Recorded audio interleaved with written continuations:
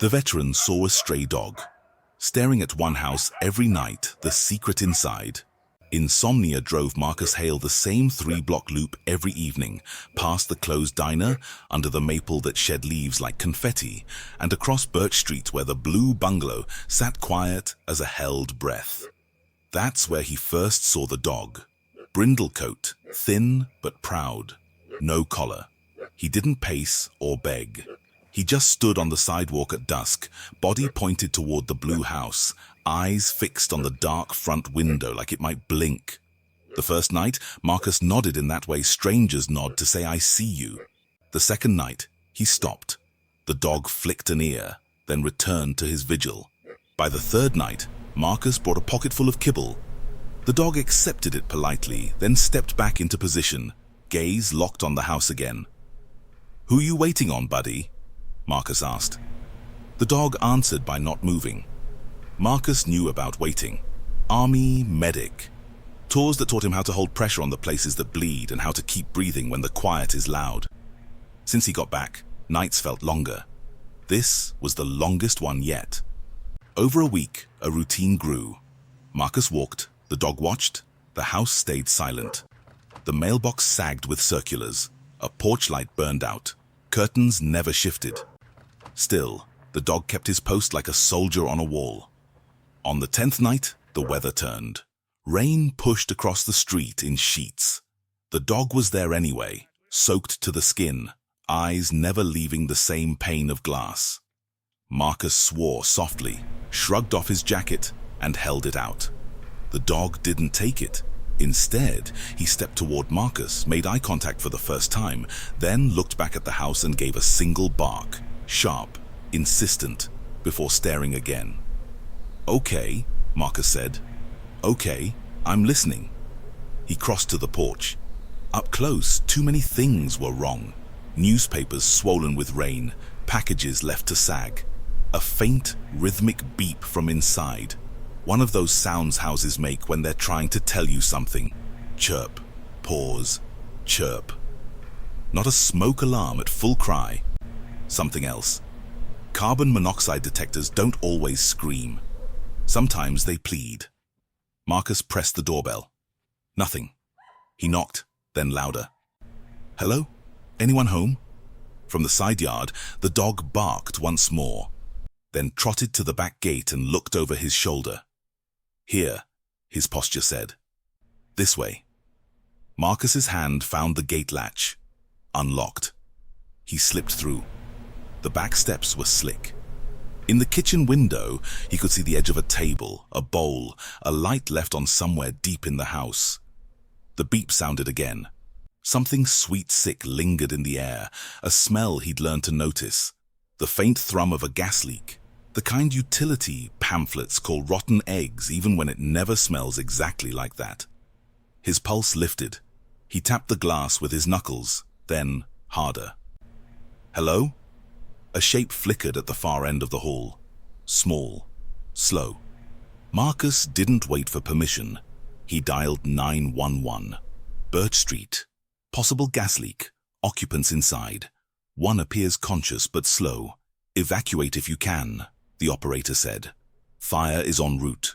The kitchen door was old wood with a cheap chain.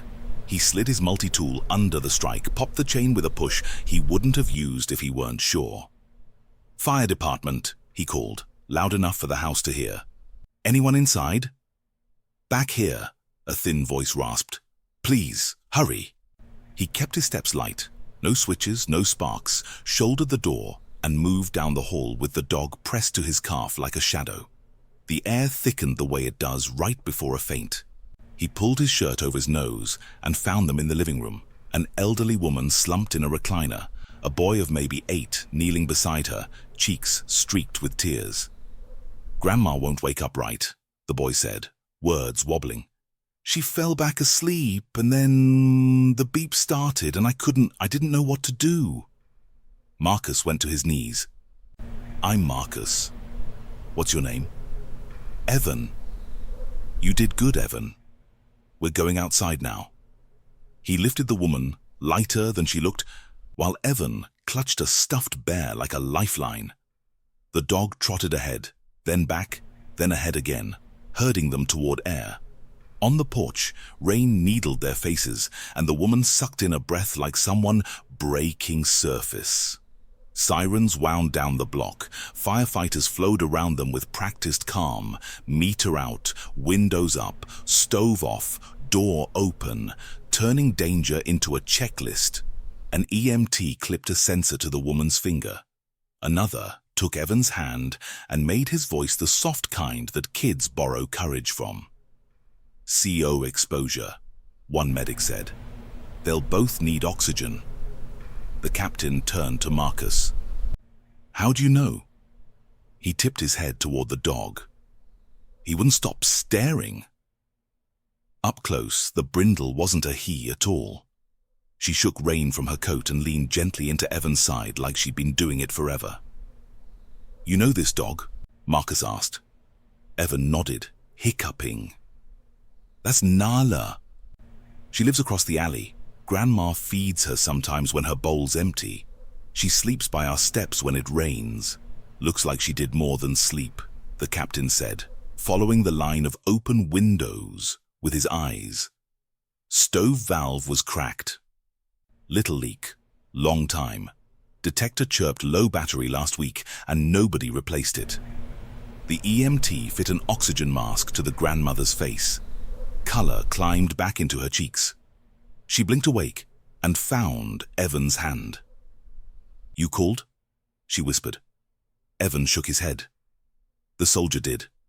Nala told him Grandma turned her watery eyes to the dog. Good girl, she mouthed. At the curb, a neighbor hurried up, umbrella forgotten at her side.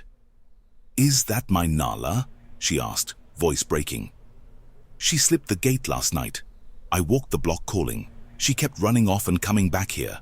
I couldn't get her to leave. Marcus scratched Nala's damp neck. She leaned harder, soaking his jeans.